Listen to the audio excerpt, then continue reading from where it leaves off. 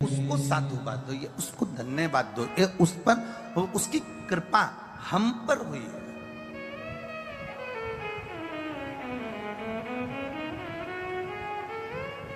अच्छा, बहुत मेरी माताएं बैठी हैं,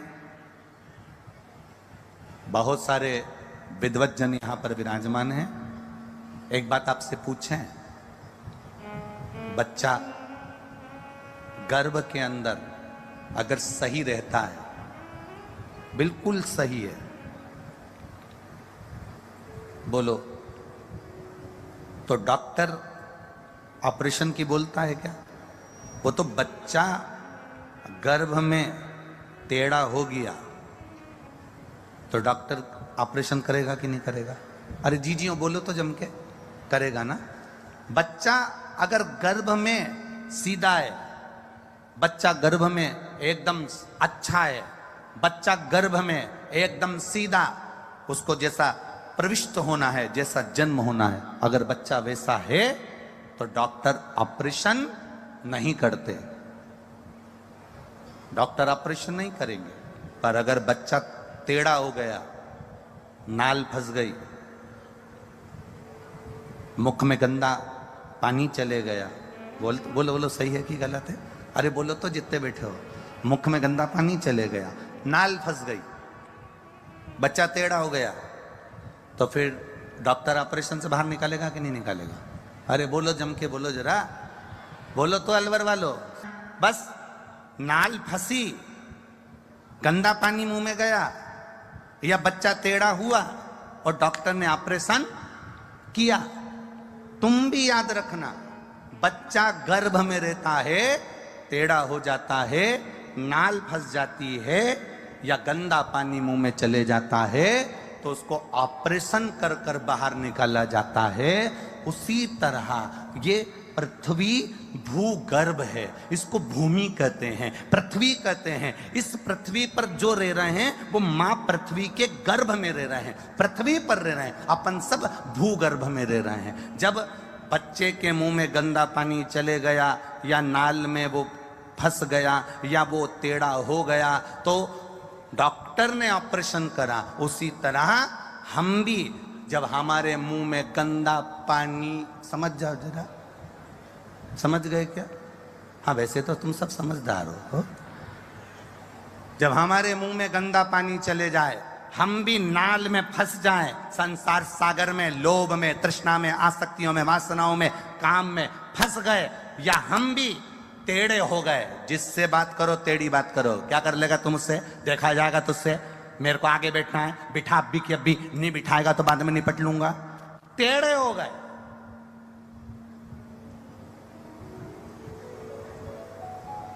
गंदा पानी मुंह में गया, नाल में फंसे, काम, लोभ, आसक्ति, वासना, तृष्णा में, और टेढ़े हो गए हम लोभ में, कहीं हमारे विचारों में, कहीं हम अहंकार में, कहीं तृष्णा में, कहीं आसक्ति में हम टेढ़े हो गए।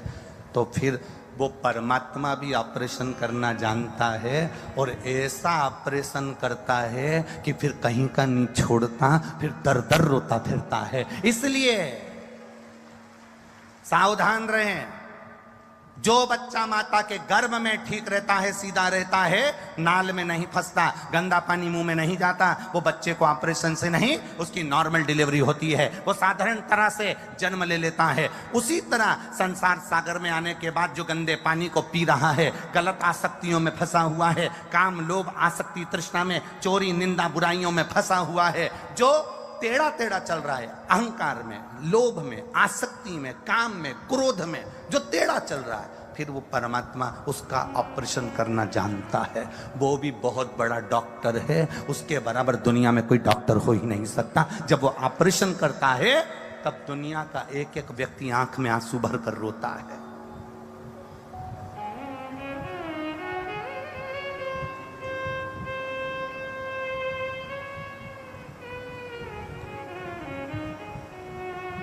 कितने, जब वो ऑपरेशन करता है तो व्यक्ति रोता है। कोरोना महामारी को उठाकर देखिए, उसने ऑपरेशन करना चालू करा था, आंखों में आंसू सूख नहीं रहे थे।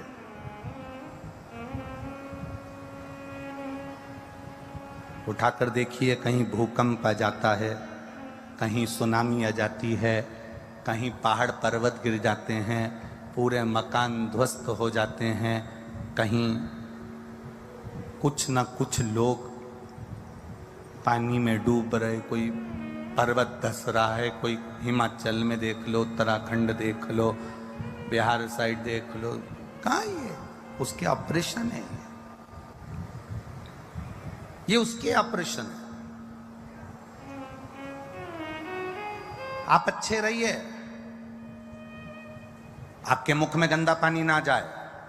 एक बात बहुत अच्छे से याद रखना, मंदिर जाओ, देवालय जाओ, शिवालय जाओ या भगवान की कथा में जाओ, संकीर्तन में जाओ, आपका मुख गंदे पानी से गंदा नहीं होना चाहिए, ना आपके मुख में से गाली, अपशब्द, ताने कुछ ना निकले। हम सहज बनकर क्यों नहीं जाते? 100% मनुष्य हैं, 100% लोग रहते हैं, 100% लोगों में से 25% लोग ऐसे हैं जो कि मंदिर, देवालय, शिवालय नहीं जाते हैं। कितने परसेंट? जम के बोलो जरा। 25%।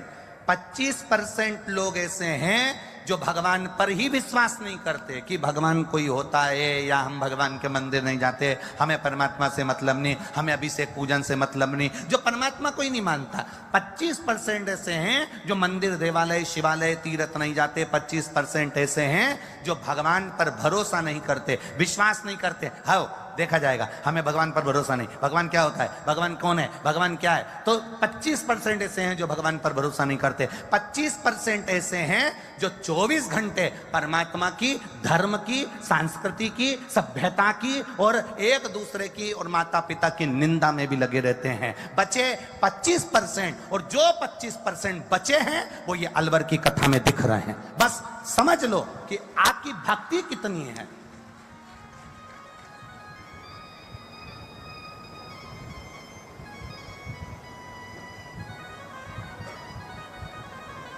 और उन 25% जो भगवान के मंदिर जा रहे हैं, जो 25% बचे हैं जो भगवान के भजन में लगे हैं, जो 25% बचे हैं जो परमात्मा की भक्ति में लगे हैं, जो 25% बचे हैं परमात्मा के नाम में लगे हैं, जो 25% बचे हैं वो भगवान का अभिषेक पूजन कर रहे हैं, जो 25% बचे हैं वो धर्म को मानते हैं, सनातन धर्म को मानते हैं, अपने वेद पुराण को मानते हैं, अपने शास्त्रों को मानते हैं। अब हम क्या कर रहे हैं, उन 25% को भी कहीं ना कहीं, हम उन 25% को भी ये विचार कर रहे हैं कि ये ठीक रह लें,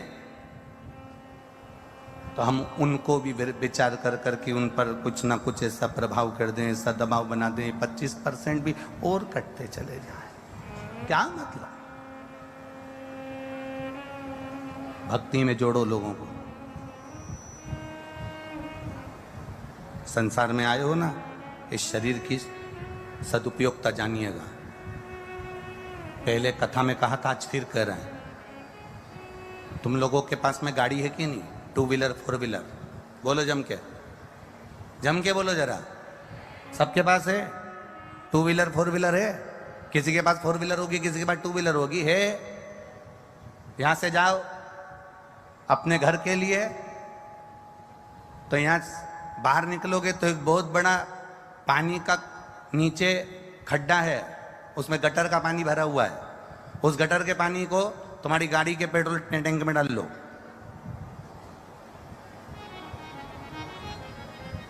गाड़ी चलेगी? अरे बोलो जम के, नहीं चलेगी।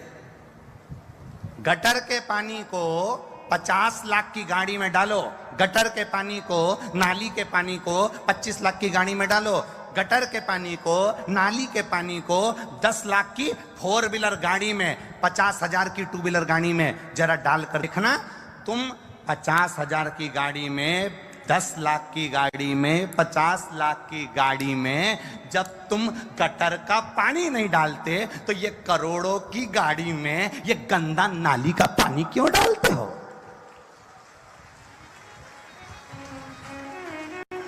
क्यों मदिरा का नशा करना? क्यों दारू का नशा करना? क्यों ये गलत नशों में डूबना। ये करोड़ों की गाड़ी है, एक लीवर खराब हो जाता है 20-20, 25-25 लाख देने को तैयार खड़े हैं लोग बाग। लीवर बदल दो साहब, लीवर दे दो साहब, किडनी बदल दो साहब, किडनी दे दो साहब। एक गाड़ी करोड़ों की परमात्मा ने देकर भेजा है। इस गाड़ी की कीमत को जिस दिन तुम समझ गए, इस गाड़ी की कीमत को, तुम एक जरा सा 10,000 का मोबाइल पर स्क्रीन गार्ड चला के चल रहे हो और रोड पर चल रहे हो, तो पुलिस वाले बार बार कह रहे हैं हेलमेट लगाओ, सीट बेल्ट लगाओ, हेलमेट लगाओ, सीट बेल्ट लगाओ। उनका काय का फायदा? फायदा तुम्हारा है, पुलिस का फायदा नहीं है। तुम्हारे हेलमेट लगाने से, सीट बेल्ट लगाने से पुलिस का फायदा नहीं है, फायदा तुम्हारा है। उसी तरह गटर का पानी नहीं पियोगे, गंदा पानी नहीं पियोगे, नशा नहीं करोगे, तो उसमें तुम्हारा फायदा है। ये गाड़ी नहीं तो बेकार हो जाएगी, एक दिन घर पर पड़ी रहेगी, उस गाड़ी का कोई मोल तत्व नहीं रहेगा। सड़ रही है गाड़ी, पलंग पर पड़ी है, बच्चे ले जाएंगे, बिठाकर डॉक्टर को दिखाएंगे, लाकर पटक देंगे, दवाई वाला दवाई दे देगा, सिस्टर तुमको इंजेक्शन लगा देगी, पर गाड़ी तो पलंग पर पड़ी है ना। क्या काम की वो भंगार की गाड़ी जिसकी कोई कीमत ही नहीं है।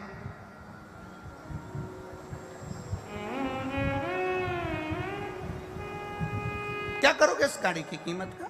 ना विचित्र विचित्र संसार सागर है महाराज। माता के गर्भ से बच्चा बाहर निकले अगर टेढ़ा हो गया तो ऑपरेशन है, नाल में घूम गया तो ऑपरेशन है, गंदा पानी मुंह में चले गया तो ऑपरेशन है। परमात्मा भी बहुत बड़ा डॉक्टर है, वो भी तुम्हारा ऑपरेशन करने को तैयार बैठा है। तू गलती कर, टेढ़ा हो, तू संसार के बंधन में बंद, और तू बस मुंह में गंदा पानी गया और वो ऑपरेशन किया, करा उसने ऑपरेशन। सोचिए,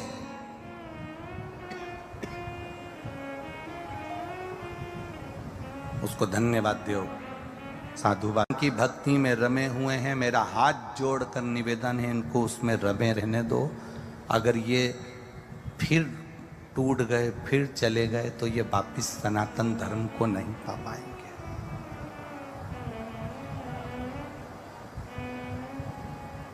भक्ति करो। मेरे ओगड़दानी ने अविश्वास के कारण सती का त्याग किया था। ये त्याग शिव महापुराण की कथा है, इसमें त्याग हो। शिव जैसा त्यागी संसार में नहीं हुए। लोगों ने बदनाम करा है मेरे महादेव को, दुनिया के लोगों ने मेरे महादेव को बदनाम करा कि वो गंजेड़ी है, गांजा पीता है। दुनिया के लोगों ने मेरे महादेव को बदनाम करा कि वो भांग पीता है, भंगेड़ी है। कई लोगों ने तो फोटो बना दिया, पार्वती जी भांग घोट रही है और शंकर जी को लोटे में दे रही है। कई लोगों ने फोटो बनाया, पार्वती जी भांग घोट रही है, लोटे में भरकर दे रही है।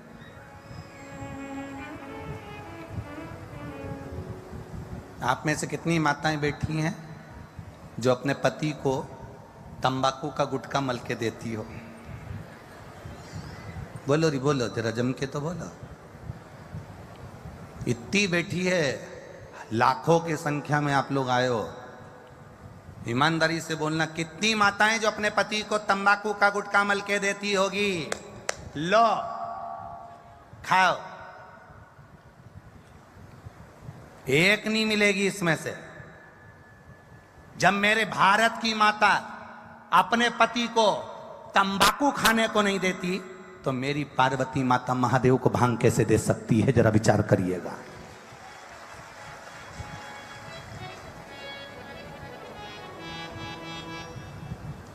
मेरी जगत जननी मां पार्वती भांग कैसे दे सकती है? तुम गलत सोच, गलत विचार, शिव को जाने ही नहीं लोग, शंकर को पहचान ही क्या कर रहे हैं? आज के जमाने में लोग शंकर को कहां पहचान रहे हैं? शंकर कौन, शिव कौन? शिव महापुराण की कथा कहती है, शिव हमारी श्वास, शिव हमारी धड़कन, शिव हमारा पिता, शिव हमारा बाबुल, शिव हमारे घर का बुजुर्ग, शिव हमारे घर का दादा, शिव हमारे को संभालने वाला विश्वनाथ, वो शिव हमारा पिता है, वो शिव हमारा दादा है, वो शिव हमारा पिता था ना। कहां लोगों ने, बस भ्रम में जी रहे हैं, भगवान के भ्रम में हम जीना चाह रहे हैं, बस भ्रम में जी रहे हैं। ऐसे जाना, ऐसे करना, वैसा करना, पर ये पहचान नहीं पा रहे कि हम शंकर के होंगे कैसे, हम शिव को पहचाने कैसे, हम शंकर को जाने कैसे।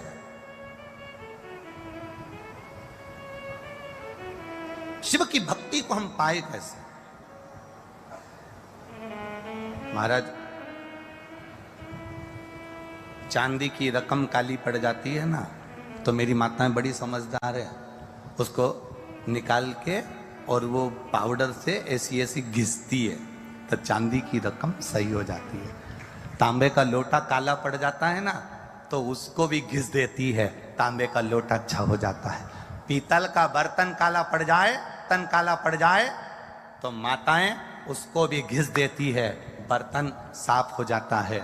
ये शिव महापुराण की कथा नहीं है, अलवर में ये पंडाल कथा का नहीं, जो हृदय चित्त मन जो काला पड़ गया, उसको इस पंडाल में जम के घिसा जाता है, जिससे वो अच्छा हो जाए। इस मन को साफ करने का एक मंझोटा है, एक स्थान है, जहां पर जैसे बर्तन के स्थान पर बर्तन साफ होता है, चांदी के स्थान पर चांदी साफ होती है, कपड़े के स्थान पर कपड़ा साफ होता है। शिव महापुराण की कथा का पंडाल इस आत्मा को साफ करने के लिए है, मन को साफ करने के लिए है, चित्त को साफ करने के लिए।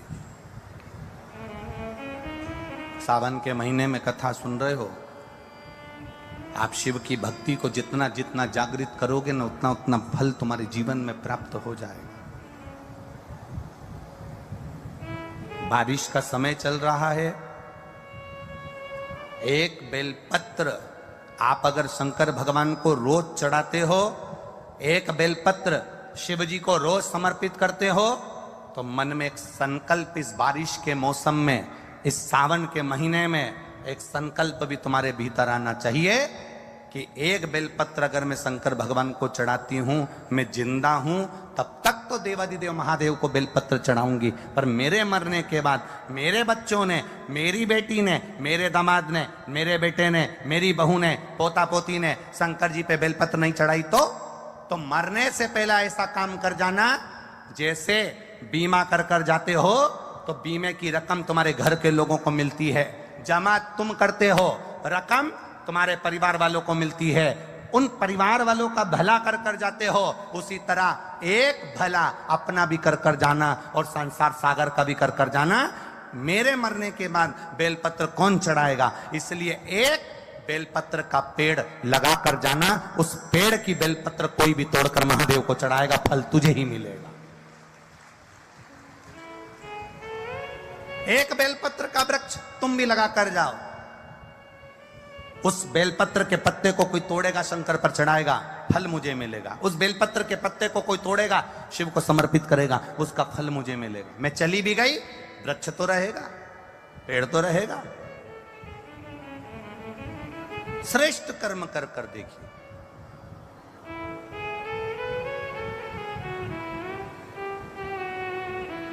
और जब श्रेष्ठ कर्म हम करेंगे तो उसका सुख हमको मिलेगा, निश्चित प्राप्त होगा। ब्रह्मा और भगवान विष्णु के बीच की बात तो ये निकली कि पिता कौन है, नारायण के।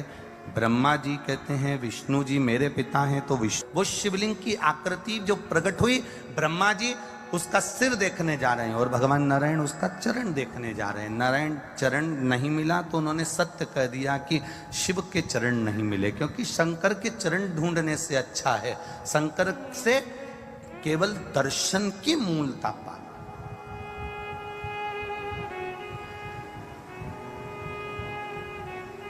दुनिया के बहुत लोग मिलेंगे तुमको ज्ञान देने वाले, बहुत, कई बार बहुत बहुत विद्वान भी मिलते हैं। एक शंकर जी की कथा सुनने वाला एक भगत था और वो गाजियाबाद का था। अब उस शंकर जी की कथा सुनता था, उसको शिव जी पर बड़ा विश्वास था। शंकर की भक्ति में बहुत रमा रहता था, बहुत। कम से कम उसने इस व्यासपीठ के सामने कम से कम ना करते हुए 50 कथाएं श्रवण करी हुई थी, इतना विश्वास था उस शंकर जी। अब उसको एक कोई वो मिल गए, अब मैं उनका नाम नहीं लेना चाहता इस व्यासपीठ से, काय को लूं मैं किसी का भी नाम। तो वो उनकी किताब का प्रचार कर रहे थे, ठीक है। और प्रचार करते करते वो गाजियाबाद के वो लड़के से वो मिल गया, उनका शिष्य। और शिष्य मिलने के बाद उसने कहा कि भगवान तो है ही नहीं, और राम तो है ही नहीं, और कृष्ण तो है ही नहीं, और शंकर जी तो है ही नहीं, बस है तो हमारा जो गुरु जी है, बस वो ही है, और वो ही सब कुछ है, और कुछ भी नहीं है। अब वो इतना ज्ञान दे, इतना ज्ञान दे, वो गाजियाबाद का लड़का।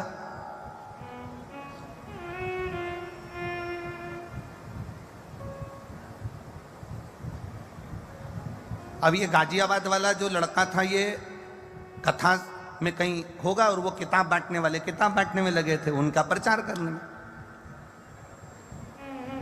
कि राम है ही नहीं, कृष्ण है ही नहीं, शिव है ही नहीं, बस वो ही है जो कुछ है। अब वो उसने कहीं बैठ के पूजन कर रहा होगा कंकर शंकर की, इतने में वो किताब बेचने वाला फिर आ गया। और वो आया और उसने आते से ही इसने लगाया था, गाजियाबाद वाले ने दिया। अब दिया लगाया तो वो बाजू में बैठकर बोलने लगा, ये बताओ भगवान है? गाजियाबाद वाला बोला है। कहाँ है? के भीतर परमात्मा। सियोर वाला महाराज कहता कंकर में शंकर है। सारी समस्या का हल एक लोटा जल। तो उसने कहा, वो सियोर वाला तो हर कुछ बोलता है, उसमें कहाँ कल है। ठीक है, अब ये बताओ, हमारे गुरुजी कहते हैं, ये तुमने जो दिया लगाया, ये दिया जलाया, इसमें जो ज्योति आई, वो ज्योति कहां से आई?